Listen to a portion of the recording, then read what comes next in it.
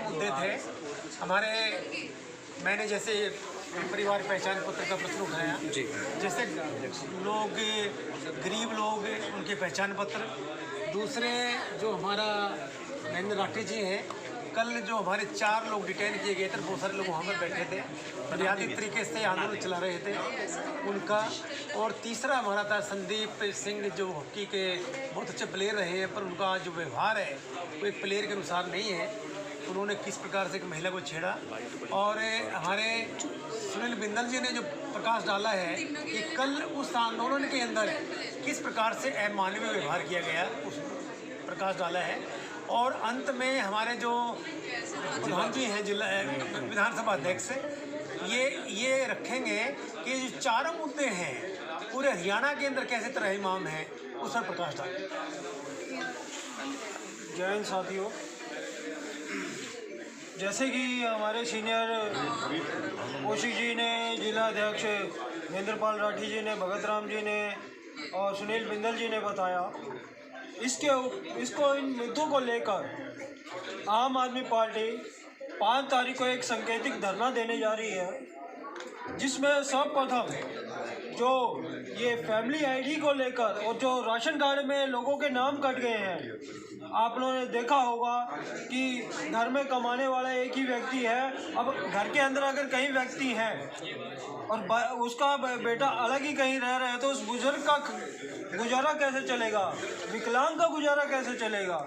लेकिन इन लोगों ने फैमिली आईडी के नाम पर इसमें उन लोगों के नाम काट दिए, राशन में से पेंशन काट दी, जबकि इनके एमएलए एमपी जो 8-8, 9-9 बार पेंशन ले रहे हैं, उनकी पेंशन क्यों नहीं बंद होती, उनकी एक बार क्यों नहीं पेंशन होती।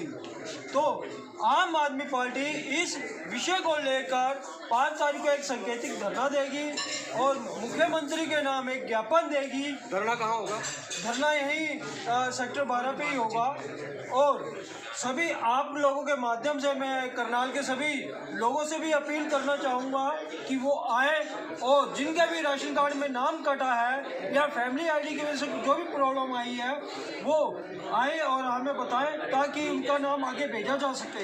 और मैं मुख्यमंत्री जी से अपील करूँगा कि फैमिली आईडी की ऐसी क्या जरूरत पड़ गई थी, जबकि हर एक व्यक्ति के पास आधार कार्ड है, उसका पासपोर्ट कार्ड है, उसके क्या नाम पैन कार्ड है, कई तरह की आईडीज़ हैं। फिर ये फैमिली आईडी का पोर्टल क्यों बनाया गया? और पोर्टल बनाया तो बनाया और ऐसा बना दिया कि उसमें अपडेट ही नहीं होता। एक बार कोई गलत इन्फॉर्मेशन भरी गई तो वो भरी गई, ठीक नहीं होती। तो ये सरासर गलत है। इसके पीछे भी आम आदमी पार्टी इसका अध्ययन कर रही है और हमें लगता है कि यह भी कहीं ना कहीं एक जालसाजी या कुछ भ्रष्टाचार इसके अंदर आने की एक हमें बू आ रही है। तो इसे जल्द से जल्द ठीक करें। आम आदमी पार्टी डिमांड करती है कि जिनके भी लोगों के राशन कार्ड से नाम कटे हैं उन्हें तुरंत अपडेट किया जाए, ठीक किया जाए। और आम आदमी पार्टी जल्द ही इन सब को भी लेकर एक हस्ताक्षर अभियान करनाल के अंदर और संपूर्ण हरियाणा के अंदर भी चलाएंगे। मेहता जी, आज प्रेस कॉन्फ्रेंस कई मुद्दों को लेकर की। एक मुद्दा इसमें ये भी है कि कल चौटाला गांव से ग्रामीण अपने सामाजिक मुद्दों की मांग को लेकर करनाल पहुंचे थे। आम आदमी पार्टी करनाल जिला की टीम ने उनको समर्थन दिया था। आम आदमी पार्टी की एक बहन उनको शुरू से समर्थन दे रही थी। हम वहाँ पे ज्ञापन सौंपने गए, ज्ञापन सौंपा, पुलिस से थोड़ी बहुत नोक-झोंक भी हुई। शांतिपूर्वक ढंग से जो प्रदर्शन कर रहे थे, तो हमारे कुछ साथियों को अलॉन्ग विद चौटाला के ग्रामीणों को डिटेन कर लिया गया। पुलिस ने ज़बरदस्ती बस में धकेला, अमर्यादित भाषा का प्रयोग किया और हमारे 4 साथी, जिसमें सुनील बिंदल जी, बहन गुरविंदर कौर, बहन ममता जी और प्रवीण पुनिया जी, ये इनको अरेस्ट किया गया। इनके साथ जोर जबरदस्ती की गई। इसकी हम भर्त्सना करते हैं, इसका हम क्रिटिसिज्म करते हैं। और सरकार के जो नुमाइंदे वहाँ पर थे उनको ये कहना चाहते हैं कि सरकारें बदलती रहती हैं, आज आप किसी के लिए काम कर रहे हो, कल किसी और के लिए काम करेंगे, परसों किसी और के लिए करोगे, लेकिन आप अपनी मर्यादा को न खोएं। आप सरकारी नौकर हैं, सरकारी नौकर की तरह ही काम करें। इसके विषय में अधिक जानकारी जो बस में चढ़ते हुए जो धक्का मुक्की हुई, जो इनके साथ जोर जबरदस्ती हुई, उसके बारे में विस्तार से सुनील जिंदल जी बताएंगे। मैं आपका धन्यवाद करना चाहूँगा कि आप लोग यहाँ पे हमारी बात सुनने के लिए पहुँचे।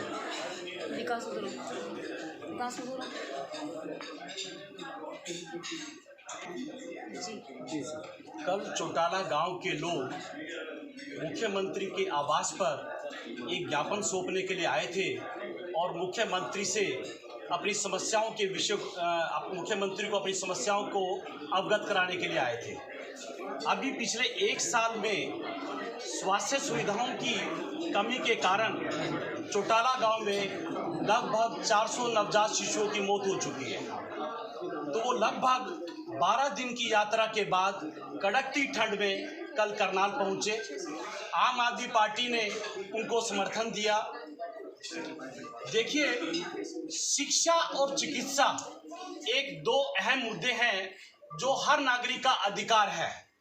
यदि आज़ादी के 75 साल के बाद और भाजपा के 8 साल के कुशासन के बाद यदि हरियाणा सरकार हरियाणा के नागरिकों को अच्छी चिकित्सा सुविधाएं नहीं दे सकती तो इस सरकार को सत्ता में रहने का कोई अधिकार नहीं है। ये मंत्रालय माननीय अनिल विज जी के पास है। अनिल विज जी को मैं बताना चाहता हूँ, उनके पास उन्होंने जो चिकित्सा का उनका जो बजट है और जो दिल्ली का चिकित्सा का बजट है, मैं उसका एक कंपैरिजन देना चाहता हूं आपको। जो दिल्ली का जो टोटल बजट है वो 71,085 करोड़ है। दिल्ली सरकार हेल्थ सर्विस पर लगभग 13.5% खर्च करती है। आप दिल्ली सरकार देखिए कि वो अपने नागरिकों के लिए 13.5% खर्च कर रही है। दूसरी ओर हरियाणा सरकार अपने बजट का 6% खर्च कर रही है। दिल्ली सरकार 13.5% खर्च करने के बावजूद भी मुनाफे में है और हरियाणा की जो सरकार है केवल 6% खर्च करने के बाद भी घाटे की सरकार है। इस समय हरियाणा पर जो कर्ज है लगभग 3,11,789 करोड़ है। और कल के विषय में मैं एक बात और बताना चाहूँगा। जब हम लोग वहाँ पर प्रदर्शन कर रहे थे तो हमारे लोगों के साथ अमर्यादित भाषा का प्रयोग किया गया, जबकि हम लोगों ने वहाँ पे कोई लॉ एंड ऑर्डर की कोई स्थिति में हमने कोई खराब नहीं की। लॉ एंड ऑर्डर वहाँ पे मेंटेन था। हम बिल्कुल शांति प्रिय से अपना प्रदर्शन कर रहे थे।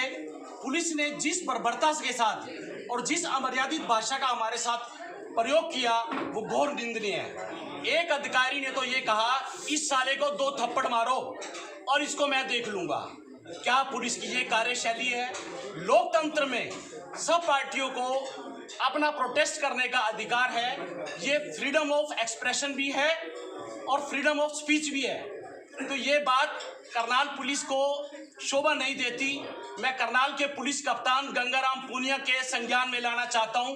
उनके एक अधिकारी ने जो अमर्यादित भाषा का प्रयोग किया, ये आम आदमी पार्टी इसको कतई बर्दाश्त नहीं करेगी। हम चाहते हैं कि वो अधिकारी तुरंत कैमरे पर आकर माफी मांगे, नहीं तो हम इसका विरोध करेंगे। जिस तरीके की अमर्यादित भाषा करनाल की पुलिस कर रही है बिल्कुल भी शोभनीय नहीं है। आप ये देखिए, सरकारें आएंगी, सरकारें जाएंगी, हमारी उनसे कोई पर्सनल दुश्मनी नहीं है। जो पुलिस विभाग है वहाँ पे लॉ एंड ऑर्डर मेंटेन करने के लिए था और हमने लॉ एंड ऑर्डर को बिल्कुल खराब नहीं किया।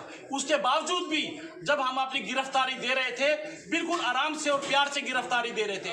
उन्होंने जबरदस्ती हमारे साथियों को और मुझे जबरदस्ती गाड़ी में धकेला, सिर्फ अपने आकाओं को दिखाने के लिए कि देखिए ये जो लोग प्रदर्शन कर रहे हैं, हमने इनको ठिकाने लगा दिया। तो क्या रुख रहेगा? आम आदमी पार्टी का क्या रुख रहेगा इसको लेकर? आम आदमी पार्टी इसका विरोध करेगी। किस प्रकार से करेगी? हम प्रदर्शन करेंगे, देखिए सर, ये सरकारें आनी जानी चीज है। आपको क्या लगता है वो अधिकारी सारे कैमरे पर हैं? जिन अधिकारी जो आज इनकी नौकरी कर रहे हैं ना भाजपा सरकार की, कल किसी और सरकार की भी नौकरी करेंगे। कोई आधिकारिक बयान चाहिए, क्या करेंगे आप आगे? सर, हम उनके खिलाफ जब हमारी सरकार आएगी कार्रवाई करेंगे, और इस सरकार से भी मांग कर रहे हैं कि उनके खिलाफ जो ये अमर्यादित भाषा जो उन्होंने प्रयोग करी है, उन्होंने कहा कि साले को 2 थप्पड़ मारो और हम देख लेंगे। क्या ये पुलिस की कार्यशैली है हरियाणा में? क्या पुलिस कप्तान को उनके खिलाफ कार्रवाई नहीं करनी चाहिए? क्या हरियाणा के गृह मंत्री को उनके खिलाफ कार्रवाई नहीं करनी चाहिए? आम जनता को इस तरीके से धमकाएंगे? उन्होंने कहा कि 20 मिनट के अंदर यदि आपने अपना बोरी बिस्तर नहीं उठाया तो आप अपना हिसाब लगा लेना। ये वही अनिल विज जी हैं जब 10 पैसे 20 पैसे 30 पैसे पेट्रोल और डीजल के रेट बढ़ जाया करते थे तो सड़कों पर कपड़े उतारकर नंगे होकर प्रदर्शन किया करते थे। क्या दूसरी पार्टियों को विरोध करने का अधिकार नहीं है? क्या ये अधिकार भी हमारा हमसे छीनना चाहते हैं? आज हरियाणा की जनता इनसे प्रताड़ित है और वो दिन दूर नहीं है जब हरियाणा की जनता इनको सत्ता से निष्कासित कर देगी। ये लंगड़ी सरकार है। हरियाणा की जनता ने 2019 में ही इनको सत्ता से बाहर कर दिया था। ये तो अपनी चिर विरोधी पार्टी जेजेपी के साथ सत्ता के लोभ में इन्होंने गठबंधन किया और दोनों हाथों से हरियाणा को लूट रहे हैं। हरियाणा की जनता इस समय प्रताड़ित है। हरियाणा में कोई ऐसा वर्ग नहीं है जो इनसे खुश हो, और पूरे हरियाणा में भ्रष्टाचार है, और हरियाणा पूरे भारत में भ्रष्टाचार में नंबर 1 पर है और बेरोजगारी में नंबर 1 पर है। पर अगर हम बात करें तो वहाँ पे डीएसपी ने खुद उनको कहा था, उनको टाइम दिया था कि आप यहाँ ना बैठें, आपको 12 सेक्टर में जगह दे दी जाएगी, आप बैठिए। और उन्होंने मतलब उनसे बात भी की थी, तो उसके बावजूद भी वो वहाँ बैठे रहे, तो उसके लिए उनको एक्शन लेना। उस वक्त चाय मंगवाई हुई थी, चाय आने में थोड़ी देरी हुई और चाय पीने के लिए मैंने खुद निवेदन किया था पुलिस अधिकारियों को कि चाय आने तक आप कार्रवाई ना करें, चाय पीने दें, क्योंकि सवेरे से वो लोग भूखे प्यासे थे, कहीं पानी भी नहीं प्रोवाइड हुआ था। चाय पीने की देर कोई ज़्यादा नहीं लगी थी इसमें, लेकिन वो तो उतावले थे ये कार्रवाई करने के लिए, ये शोभनीय नहीं है बात। क्या लोकतांत्रिक व्यवस्था में विपक्षी पार्टियों को अपनी बात कहने का अधिकार नहीं है? क्या ये भारतीय जनता पार्टी अब इस अधिकार को भी छीनेगी हमारे? लोकतांत्रिक व्यवस्था में अपना प्रदर्शन करने का अधिकार है। हम लोग शांतिपूर्वक वहाँ पे प्रदर्शन कर रहे थे और मुख्यमंत्री को अपना ज्ञापन सौंपना चाहते थे।